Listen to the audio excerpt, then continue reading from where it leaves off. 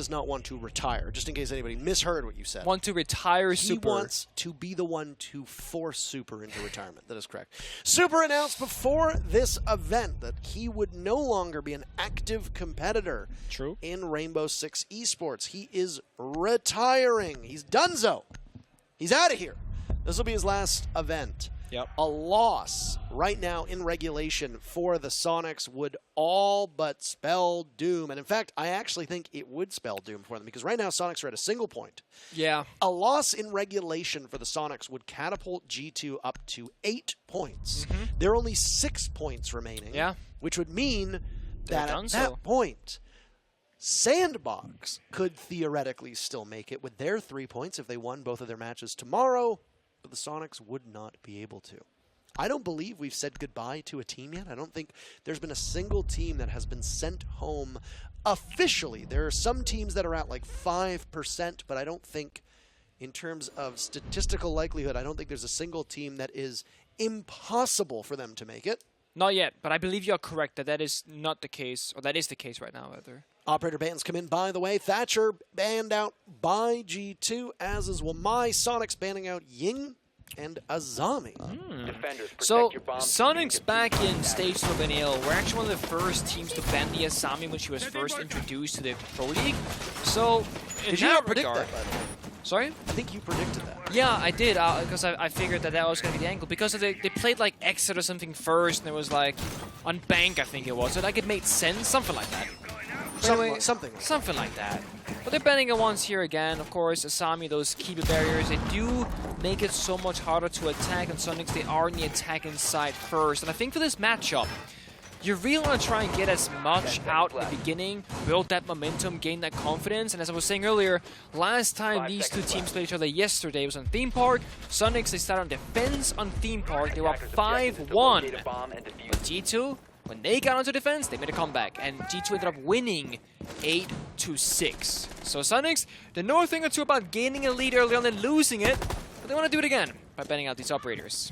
See what they can do. One of the words that we would use to describe G2, scrappy.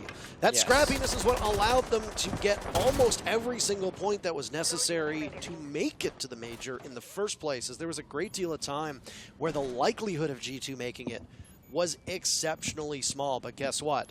The improbable happened. It's 4%. They made it work. Oh, no. He got it. Before this match, by the way, for those of you that are not terminally online and or don't use Twitter, Doki tweeted out that roughly 30 minutes before the match, Prano fell into the water in front of the theater. Now, there are fish and algae and all sorts of things in that lake. Apparently, he was trying to retrieve a football and fell into the water. So he, half naked, had to scooter back to the hotel, towel off, change, and then come back in time. Will there be a water buff for G2 and Prano? Will the water be cool enough? Maybe he was actually one step ahead. We have Super Too Hot in lobby as well, so... Will the water cool them off? That's the question. I haven't seen if Super has done it this match, but last match he was playing with a towel on his head, like a wet towel or something, and it looked quite funny. But also, it just... I don't know. Super's just one of those dudes. He just does stuff, seemingly for no reason that's funny, but also, he talks a lot of smack, and that's kind of where these storylines between G2 and Soniqs kind of appear from, because Super has been watching the coach streams of EOL, slandering G2 every single week, and now he's in a position where G2 could be his own demise for this tournament. Minute left in the first round. Soniqs are slowly approaching the basement bomb site, a little bit behind the pace here. Just got open all the 3 hatches. Gonna start getting that information, try to deny some gadgetry with the Twitch drone, but nothing will be found. Yes. These matches have been much slower in terms of action today than they were yesterday. They've been still thrilling, but a little bit different in terms of the pacing. Grenade toss down will take out the Twitch drone as there's the final 30 seconds in front of our very eyes. Soniqs' attempt to get to the bomb site will come in a variety of different directions. Rexon, the main lead inside of Freezer. 2 members from Soniqs down towards Laundry as Doki is on the flank. Is there suitable flank watch? I think so, but Doki gets shot out. And look at the look of incredulousness on his face as Grixer technically gets the first kill, but it's a trade. Barrel of the Carbine spotted as Rexon punishes him, leaving Citizen in a 1v3 as all of his teammates die by the wayside. But he's case control, and Citizen is in a beautiful spot. Oh! Secondary sidearm, and the clock runs out on Soniqs. What a confounding end to the round, as that looked so winnable. And yet they dropped the ball either way. G2 steals round 1. The top position. The one thing that really fell apart for Soniqs is that 3 members pushed Freezer. Only 1 member was on laundry stairs. That one person had the diffuser. So the one kill Citizen got early on that round happens to be the most important one because all that bomb site control that Soniqs got on the back end doesn't matter. They gotta retake laundry now, the entirety of both bomb sites to pick back up the diffuser, to then go back in and defuse, or rather plant the diffuser, and that right there eventually cost him the round because Citizen, he won the ones twice. Then diffuser down the ground, no more time, can't push up, nothing can be done about it. And you said that G2's a scrappy team, Parker, and that is a scrappy round, but it's a round 1 regardless. Citizen 3 kills, Virtue 1, 5th was never found. Doki had that flank, but it was covered by Soniqs. Well done to them in that regard, but very, very slow pace cost them in the end. I mean, it certainly looked like the guns from Soniqs were hitting, but bad coverage as that push came in, and the case was surrendered, as you pointed out, in a bad spot. Unretrievable. That's a particularly damning result. Instead of going up to the usual secondary bomb site now in round number 2, G2 will opt for what is often the most common tertiary bomb site of meeting and kitchen. Kitchen is a fixture for both of these main floor bomb sites. One connects towards the meeting bomb site, the other connects towards the dining hall bomb site this time around. The focus for Soniqs will be to get in, clear out dorms from above, potentially take back tower, and then just restrict G2's defenses to the kitchen area, unless they opt to maybe go for a kitchen take, but most commonly we will see meeting being the focus. Meeting is still the focus, but look at the difference that we see. An Electroclaw juggled out, takes out a single Selma. That's a piece of hard breach from Kansan that is now denied. Meanwhile, the opening that was created would stare directly into the Talon shield in the hands of Osa from Super. I like this relocation from LMR as well with that shield, allowing him to play more aggressive in front and forward because this is a lobby direct attack where it looks like they want to open up this single wall, then get into Osa's shield, and then try and plant behind it. But because the Kai Claw got rotated mid-round as well by Prano, they're in a tough spot. They can now throw in a grenade, kill the Claw, then throw a Selma on the wall again. That's going to open up an angle. But with LMR rotating this shield, as well as the fact that Citizen and Prano both have a C4, 2 impacts on Doki, that's going to cause issues. So Yeti, he found the flank, found the entry, found the kill. And he's in right now, wary, of course, of the Banshee. Malusi gets Doki running, and both kills on Doki so far have come in the same spot. Another early lead for Soniqs they had in the previous round, and Nitro Cell goes out, and Super behind the shield perishes from it. Well tossed by Prano, and always funny, Super referring to Prano as Planto, because of the way that he doesn't really like G2's plants, but look at this. Revenge. A dish best served cold, and there's not a lot of cold to be had here in Berlin, but still, Prano's got those ice in his veins despite the temperature. Kansan holding onto the diffuser at the halfway point. Rexon will cover Prano relocating. Where is Virtue? That's the question. Diffuser goes down inside a kitchen. Virtue from above, but he's missed the boat on that one. Over towards security is where the 2 Soniqs players will sit. A drop from Virtue will need to come in. That'll be some noise.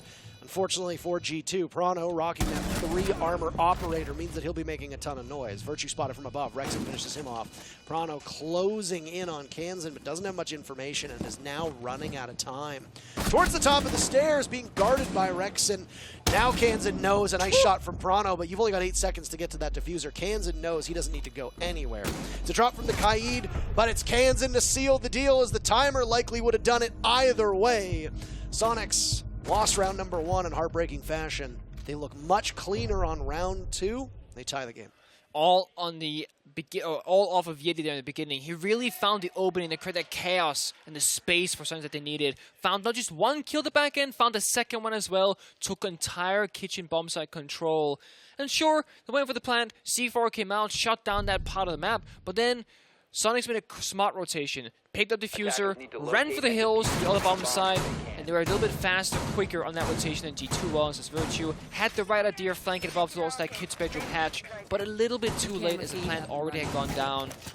Then, of course, you had a member of Soniqs rotating up above in the buck. That helped them solidify their post-plant position with that vertical control, because that is so important once Diffuser is planted. That's going to take us to the secondary bomb site on the 3rd round, because we did do that tertiary bomb site second choice. Kid's bedroom is where we're going to be finding ourselves, and this time around, we're not going to see a shotgun on LML on the Ella, but instead we'll see a Vigil be brought out, which actually, Vigil's pick rate across professional play right now is absurdly low, because you don't really get anything else but just a gun, and typically you want the gadgetry like the Banshees on Melusi, Valkyrie cameras, ADSs, you name it. So, finally seeing some Vigil could be a good thing. However, at the same time, this Oregon, don't really have that many places to play in. That is not commonly known by the attackers. Yeti's still sitting on the Nook, or sorry, Grixer this time sitting on the Nook. Last time that was a big win condition. Will it be that this time again? Will it be super too hot on the line that can stop G2 in their tracks, besides the Vigil, as that active gadget will allow you to move through the scanner? The Nook that Yeti controlled before, obviously. Going sight unseen and doing some serious damage process. Citizen on a one-man hold. Almost clutched out on round number 1 in terms of kills. One because of the timer. Now it's a double swing, and Yeti collects the first kill on the Citizen. A follow-up was there. Doki will escape. Likely been spotted by the E1D, but Grixer doesn't check his corners. Alleybout is a rat on the main stairs, doing rat things, gnawing through the entry in that Nook that you had talked about. A very pivotal role. Not going to be on the board for the final 2 minutes of this round. That is not, of course, it's not a great position to be in, but at the same time, Yeti finding that killer on the Citizen is 1c4 off the board as well for the defenders, and that's going to put you in a decent position, because on this top floor defense, you want to have vertical control to utilize that exact piece of utility, especially given that the Valkyrie cameras are going to bring bomb set information. Soniqs won't have to worry about that anymore. But still, got to find our way in, got to find more kills. Virtue lurking down below. I don't think they know his whereabouts. Perhaps they do. Actually, in fact, take that back. That nade was aimed for the ceiling, not the ground. I don't know if they know that he's there, because Rexon has now turned his back to where the Vigil could swing from. No, they obviously do not know he's there. There's no coverage for the flank, so Virtue can sneak up at a moment's notice. He'll have to go quickly. He's losing some of his soldiers. The Vigil is undetected, by the way, when his cloak is active, and he's going to need to clutch out now in a 1v4. He gets a single kill, but the coverage from Soniqs is too good. They trade well. And SQ takes the lead. That's a tough position to be in if you're Virtue, because had he flanked a little bit earlier, he basically kills the two members that got 3 kills between them up that wide staircase. But instead, he was waiting, thinking maybe they do know I'm here, maybe there's a drone, or maybe something's not quite right in his gut feeling. But either way, him not finding that opening essentially cost his teammate the bomb site, then he was the last man standing, and that causes an awkward position as you gotta retake the entire bomb site. Good news with G2. We're going back to the basement where we found success in the first opening round. It was a scrappy one. Citizen winning that 1 versus 3, essentially, due to the Diffuser case being on the floor. Virtue is hovering, or playing rather, the Warden, despite the fact that Ying is no longer in play as it's banked out by the Soniqs. But of course, a blitz is possible. Flash picks are common, etc. Never bad operator swing. So, I talked about the statistics before we got into the matchup, Nick, and they are on your screen at the moment. If the Soniqs win in regulation, they still don't have the greatest shot of making it to the playoffs on Friday.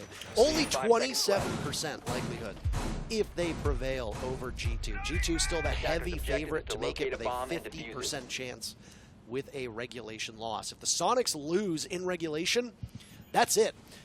They're out. They do not go to the playoffs. Super's last run at a major will be finished in group stages. If G2 wins, the likelihood of them going to the playoffs, very, very high. Sandbox will still be able to catch them, but it will require them to win outright in regulation in both of their matches tomorrow.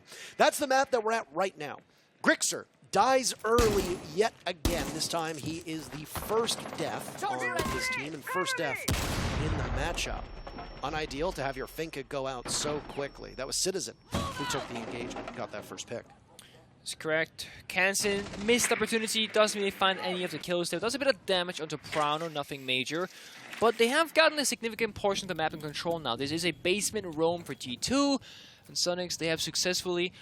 okay, I don't want to say successfully roam clear because they've lost a member, but they have gotten what they want in the sense that they've gotten the entirety of the map besides the basement itself. Yes, they are playing 4 versus 5, but their pace, 1 minute 52 seconds, and the entirety of the map is clear, is actually ahead of the average curve that is usually about the 1 minute 30-second mark. So they have more time than previously, but 1 member less. How's that gonna work out? We'll find out because honestly, losing the finger, losing Grixer is not ideal. No, you lose the nades, you lose the destructive capabilities, you also lose the staying power that comes with the dual surges. You now lost Kansen 2 to Citizen, a 2nd kill.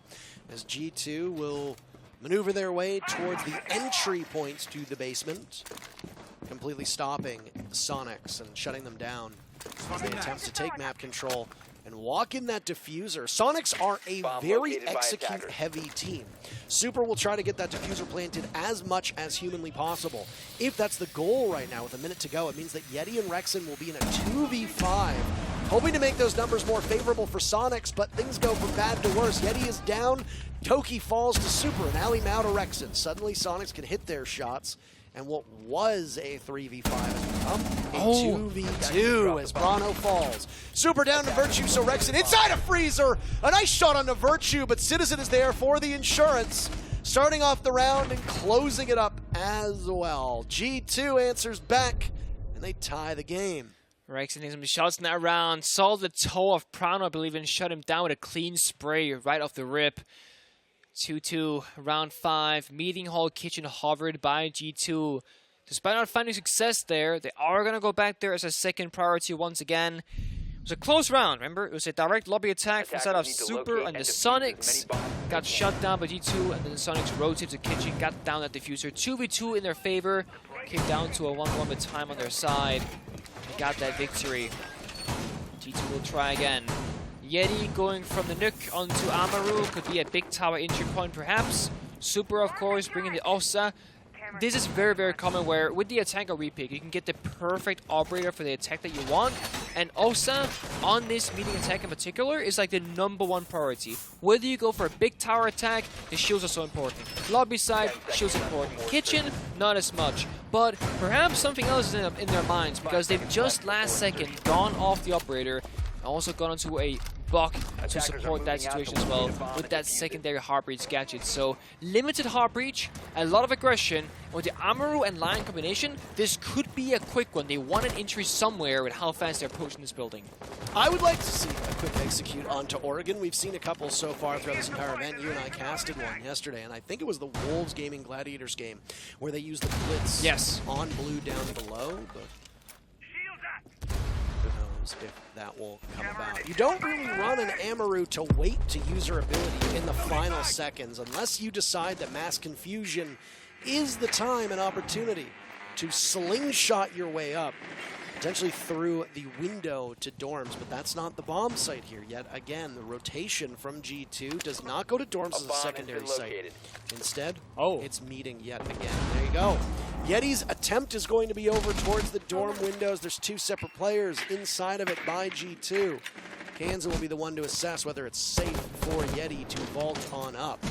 No is the answer. Both Prano and Citizen are just laying in wait, tempting Yeti to go in. Is he going to go for it? There's no way he does this. Come on, Yeti. Do it. E1D goes out. Tension reigns in. G2 have repositioned. Yeti still has it out.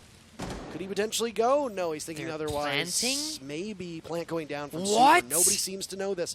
What? Now it's Yeti's turn to get upstairs. Maybe. The Amaru's been the focus, but the diffuser is down, and not a single person is dead in the server. Rexen dropped. Super follows up. G2 finding their mark. Yeti is in. Prano says no thanks.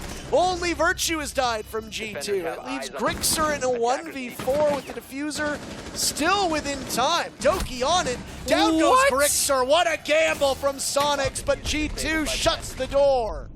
I am so... I mean, they didn't even breach the wall. They literally walked in the double door from lobby. Nobody was on site for G2. The distraction worked, I guess, but what? And then post-planned, wasn't there for Soniqs, right? Didn't have the hard breach, couldn't play from lobby, couldn't play far away, no verticality, and I mean, Yeti even committed to the Amaru plan of going into Kid's bedroom, but at what cost? He just died immediately after and nothing really came around from it. And now we're seeing something even more ridiculous. Doki is playing Clash on a Kid's bedroom defense. Nothing is making any sense whatsoever. First of all, Doki of all members, not Prano, not Virtue, it's Doki. And it's on a Kid's bedroom defense where nades are below, verticality, etc. Sophia's been played before, Twitch has been played before. Now we're seeing a Kali from Grixer to try and match the Clash, but he changes his mind. We saw a Capital being considered as well, so Soniqs trying to figure out what direct counterplay to the Clash that they want, but it seems like they're just opting with those grenades. They have 6 of those on Ayana, Finka, and the Nuke. Ace is the hard breacher of choice. It's a safe, long-distance hard breach with a great gun, the AK-12. Arguably one of the best weapons in the entirety of the game.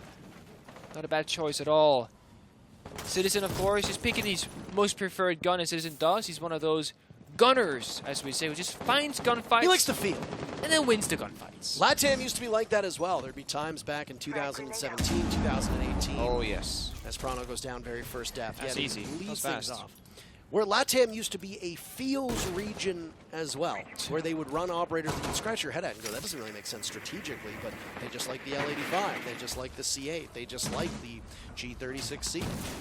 You know, maybe they don't even use the operators effectively, but they like the guns. Yuna on FaZe back then actually played Finka before school. It was like the inventor of Finka. I remember Finka was a niche pick at the time. Yep. And FaZe would run her along usually with a shield. They also loved to play Monty. If that you is recall, true. When Monty was not even close to really that effective, but FaZe made it work. They did.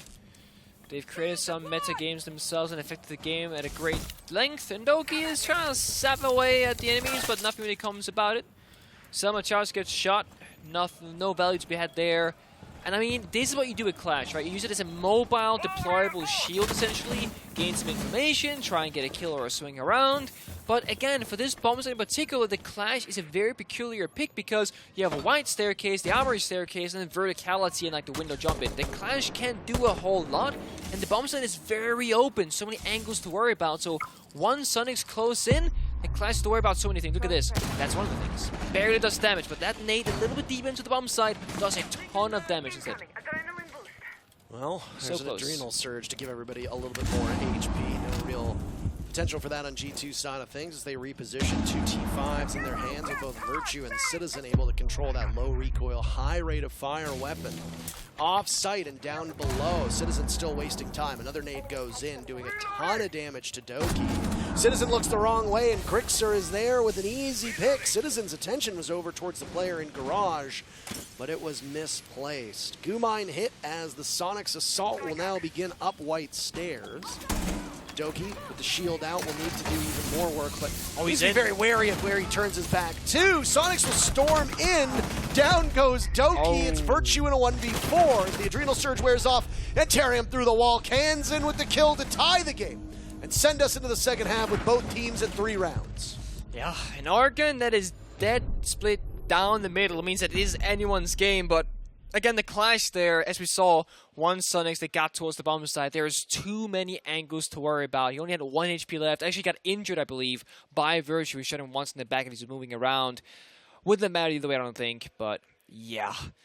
Nice try, different pocket strats from G2, but Soniqs, they reign supreme. Having a better read on that round for sure. But also that early kill with that grenade Soprano really sold G2 short because being down a gun when you're playing in a Monty or Clash means that typically you have one less gun already. Losing that opening kill means you're down 2 guns than you normally would be if you didn't play those operators. Soniqs showing the mirror on the board. There's 2 ways to go about this. Either both of these mirror windows can be put downstairs on the bomb site itself and you're going for a bunkering turtle defense. Or you slap one below to assist the bomb site and one above the extended roam game. Given that Soniqs have reinforced the meeting hatch, that seems to be more of a turtle strat. And yeah, Super are going to put down those mirror windows in the basement, it seems, as there will not be a huge roaming presence, at least at a first glance. Since there's no kite in play, I doubt he's going to put the second one electric. Freezer makes a lot more sense because that meeting hatch will be opened up regardless. Even if kite was being played, Prano has matched the Maverick, so those things could be taken care of. That's the kind of mind games that these pro players are thinking about constantly. Kite versus Maverick versus Thatcher. Always keep those things in mind as you go through your bomb site setup. Super chose what I would say was the right call. It's almost like a game of rock, paper, scissors, right? It really is, actually. Reloading! It's the flexibility that comes with this game. The good news is that as the amount of operators have grown in numbers, the operators that can counter each other have grown as well, right? At one point, if you wanted to counter throwables, your only option was Jaeger. Now you have Wamad. Now, to a certain extent, you have Aruni yeah. on defense. So can you believe that we, at a time back in the day, we only had Thermite as hard breach? If you got spawn peak, that's the round over. You cannot breach was anything. it. Yeah, I mean, I didn't cast the game when he was the only hard breacher in the game. I started casting the season after Hibana was added, but I went back and watched a lot of those old VODs, and it's like, the Thermite dies, round is over. Yeah. That's it. You're attacking Consulate Garage and Thermite dies. Good luck. Yeah, you might as well just run in and kill yourself and get to the next round, because there's no way in hell you're going to be able to pull it off. Oh, you're right. So, also, I just wanted to take a second to note how good Rexon's hair looks. I don't know if it's because maybe he's been sweating or what, but Rexon's hair looks fantastic. Yeah. Kudos to you, nice. Rexon. Good job. Hair game on point. Playing pretty well. 9 and 6. I would say his game is on point altogether. The most kills right now in the server. One ahead of Citizen, topping the charts.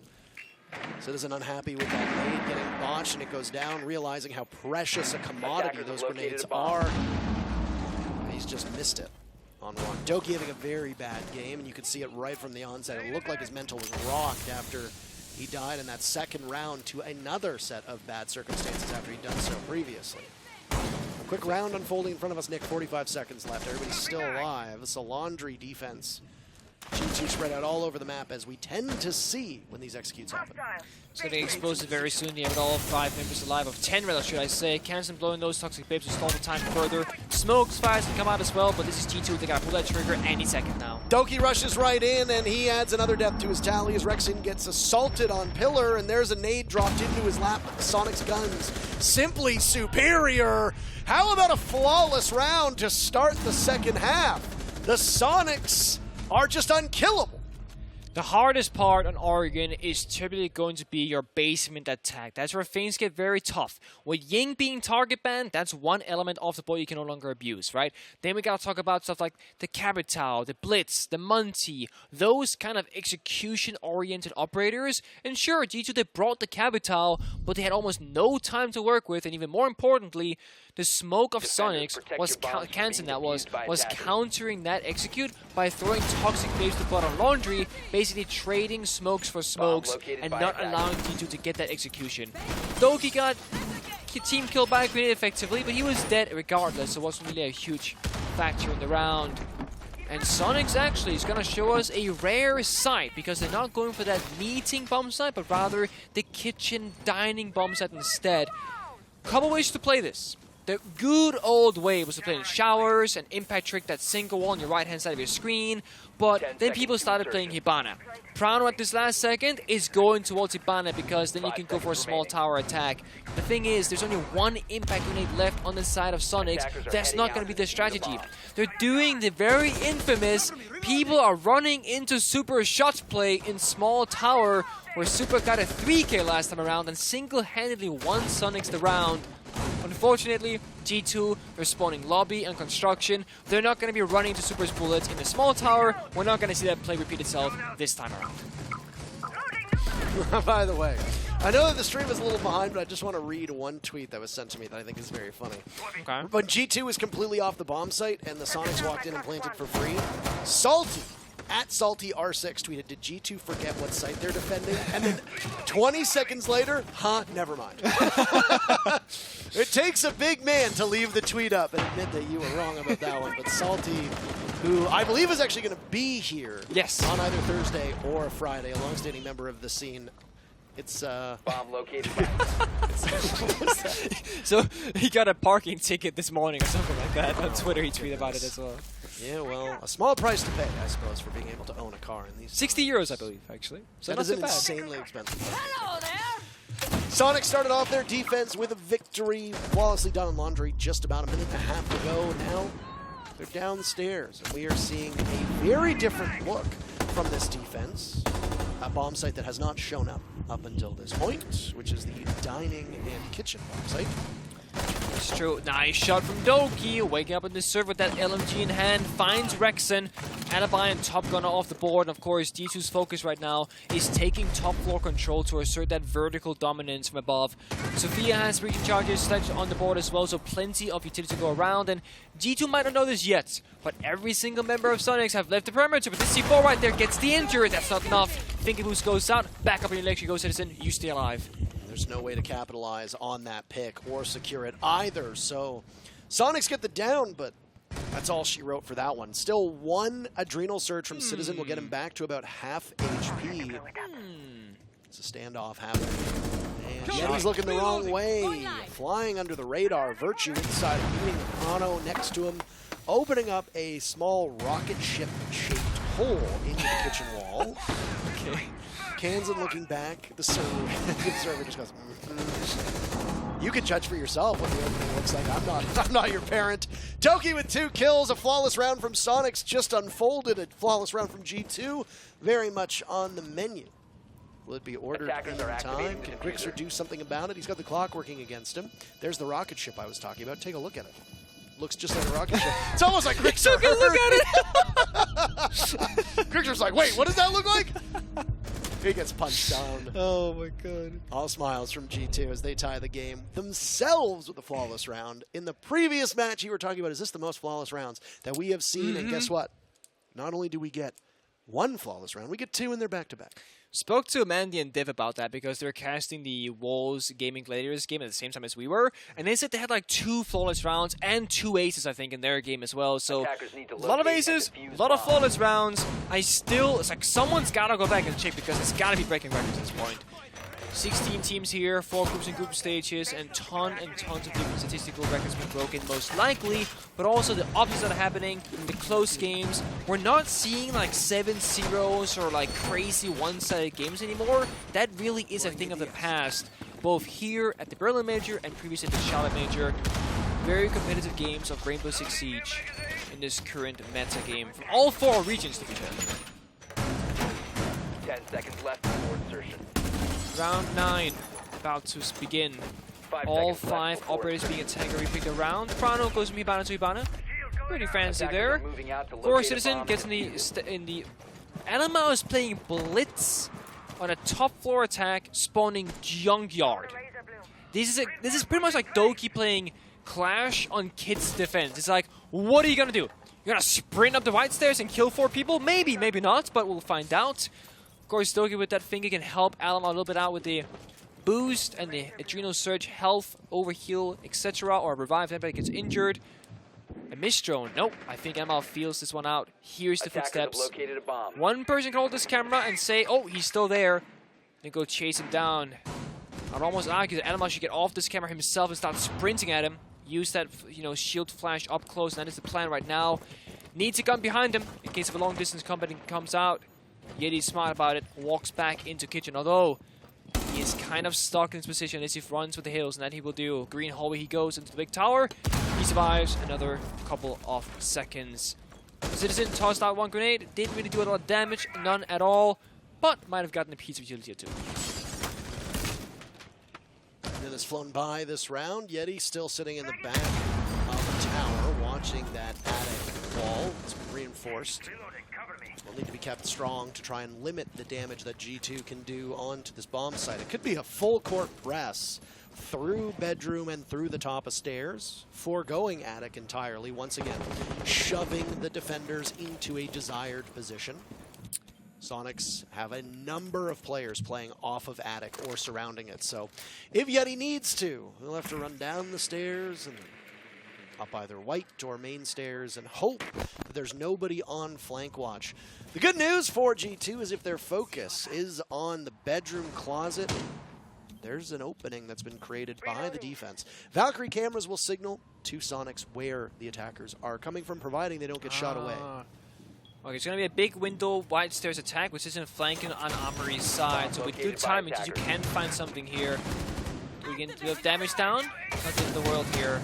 Virtue enabling that execute with the vertical as well. Alamo with the blitz here could lead the charge in towards the bomb side, but can't really get any damage done, I don't think. He has the ADS with his pistol, that's risky. He's exposed and vulnerable. Citizen, important flank. Oh, and Citizen narrowly missing out on the engagement with 30 seconds to go. There's no Lion on the board to keep them at bay, so they'll have to take the engagement on their own.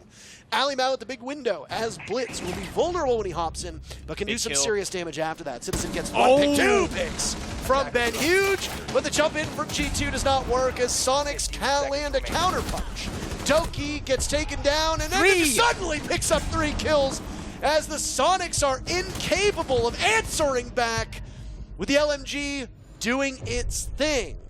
G2 regains the lead. They're on 5 rounds to 4 for Soniqs. The Citizen double kill on the Armory side is like the most accurate way to describe what kind of player Citizen is. If you were to ask me what kind of man he is, what kind of player he is, what kind of man is he? What kind of player is he? He just 180-degree flicks the flanker in lobby based off sound, flicks back towards the player inside of Trophy, gets the ridiculous, basically one-tap headshot and a jiggle peek swing, opens up the entire round. Again, G2 is a scrappy team. They find rounds they should never win.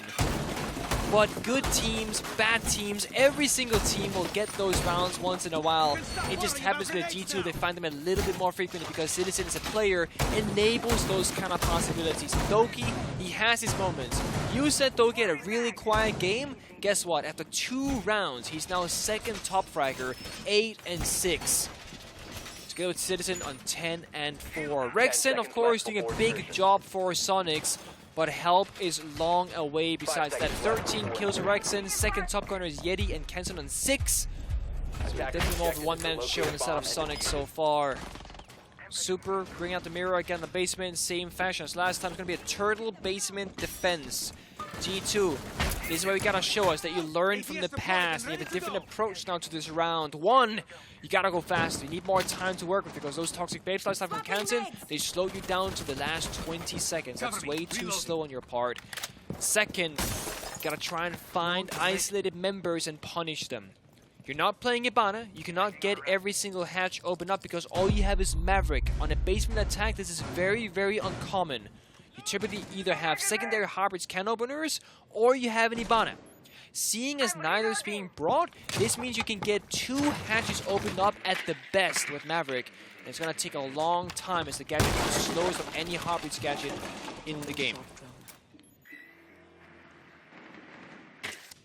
See if Doki can actually put the Twitch drone to good use, by the way, or if it's just a gun in his hands. At one point, Doki was, what, 2-6? He's now 8-6. 3 kills picked up at the end of the previous round, obviously helping his score. Called him out. He showed up. I mean, I didn't mean to call him out. He wasn't doing it. You didn't mean to, you just happened to do it. I always love my fellow Scottish brethren succeeding, you know? Sure. Because he's not English, that's why. Touché. Decent value. Got 1 mirror, not the second. Still have smoke grenades available. 2 of those in the pocket of Doki as well, so they can smoke off that mirror window if they want to approach that laundry side. Of course, the backside right now has the least amount of utility in terms of mirror windows, but also the most amount of players. Rexen, Kansan, and 2 members in the hallway can all swing around here and hold that back tower staircase if they want to. The real question is, Prano already breached open 1 hatch. That's meeting. Second one, I believe, is going to be Freezer. Lobby hatch is not going to be opened up at all because can't get it. Sub 1 minute. Banshee on that big tower staircase still alive. Yeah, there it is. Freeze hatch open, but nobody's there to drop it. Bomb located Prano is rotating towards that blue area as well. It's going to be a late execute once again. And G2, they have to be explosive. Mirror being open means that Super doesn't play the smoke inside of Elbow. That's Kansan's responsibility now. So Super will instead be in the closet tucked away with that last remaining mirror as was spoken of. It's a drop, but the nade flushes Grixer off of his position. Rexen gets gunned down from multiple angles. Suddenly the LMG now in Citizen's hand is good enough to tear through 2, make that 3. A 4th as well. Citizen looking for them all. Won't get it because Yeti inside a freezer cools them all off. And suddenly it's Yeti streaking on his own with information. Virtue and Prado standing still. Yeti almost a quad kill with the secure. But it's no ace for either team. Yeti comes so close. G2 moves to match point. That's absolutely ridiculous. The opening from Citizen getting 4 kills in such a quick fashion, but then Yeti in a 1 versus 5 almost brings it back home to Soniqs.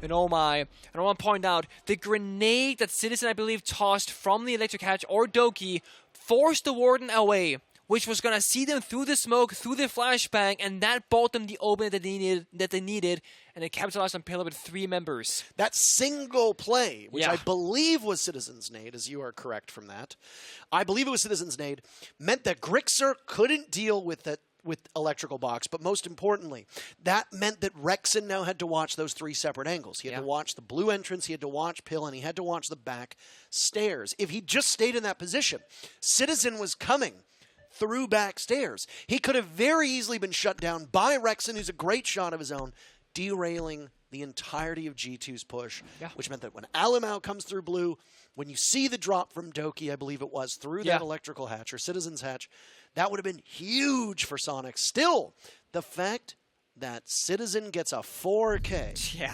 and then still comes down to a 1v1 is enormous. It is. G2 has secured overtime now, by the way, which means that Soniqs cannot win in regulation. The only path to victory for them comes through overtime. Now, as far as I'm aware, this does not knock out the Soniqs yet. No.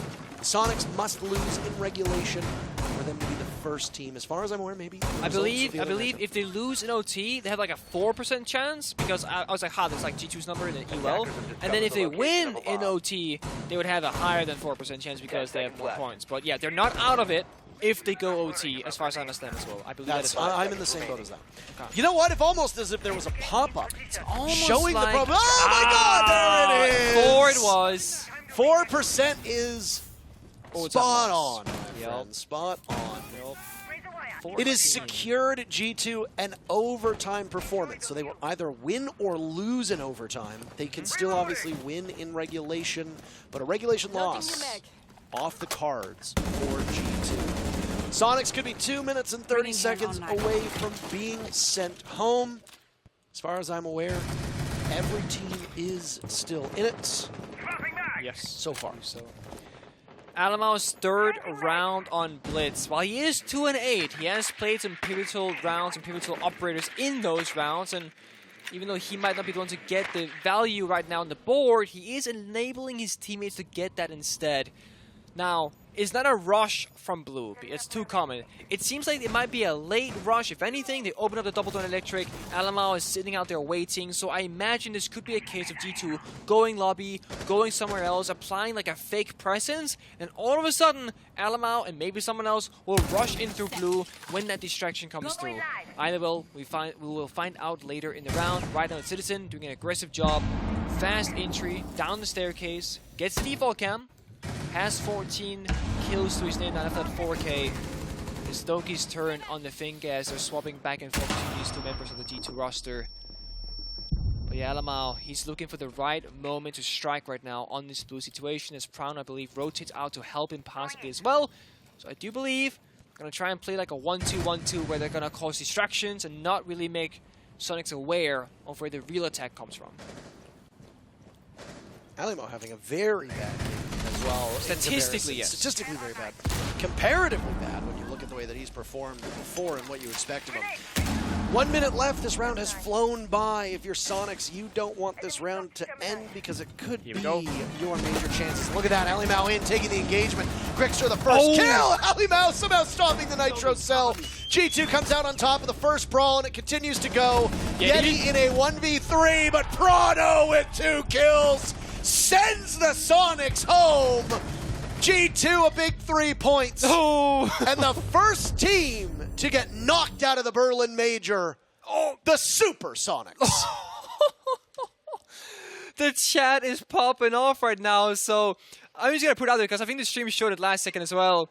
Prano said, retire, go home. And then, well, essentially he said, go home. And Super go, get a job, you've been dropped. Oh, my goodness. Oh. G2 have not yet clinched a spot in the playoffs, but they have ensured that the Soniqs do not go any farther than the group stages. Oh, the man. first team to fall in Berlin will be the Soniqs. And not exactly the way that you want to go out. No. They've already announced on G2 side of things that Shas, his contract, not renewed. This will be his final event with G2. A hell of a career if he decides to hang it up. He hasn't really spoken about what his next steps are. No. But Super came out before the actual event and said that this would be his last hurrah. He's retiring from competitive Rainbow Six for a variety of reasons.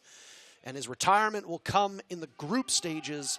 He will not play on a stage in front of the crowd. And, well, G2 are shouting things at Soniqs. Can't quite hear them. This matchup, by the way, and all of our matches for the day have now concluded because the W7M OXG match finished on the other stream as well. We'll go through a brief recap of what happened today in just a couple minutes. But first, a short break for you. Sit tight. We'll be back in just a couple minutes.